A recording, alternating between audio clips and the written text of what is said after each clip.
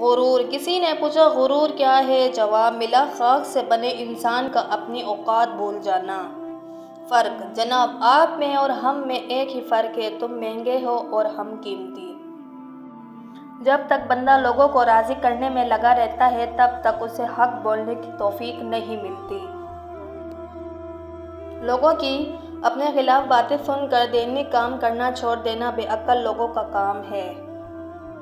ہدایت کا نور سب تک پہنچ رہا ہے لیکن جس کا دل ہی زنگ آلودہ ہو وہ اسے محسوس ہی نہیں کرتا۔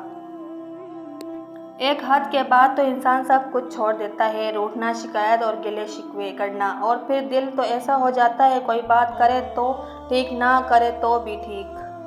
دعا نصیب والوں کو ملتی ہے، اس لیے جب کوئی آپ کو دعا دے تو اس کے لفظوں پر صادق دل سے آمین کہو۔ ایک عورت کی تربیت کا امتحان بہو بننے کے بعد اور اخلاق کا امتحان ساس بننے کے بعد ہوتا ہے۔ دیواروں کے پاس کان ہوں یا نہ ہوں، فرشتوں کے پاس قلم ضرور ہے۔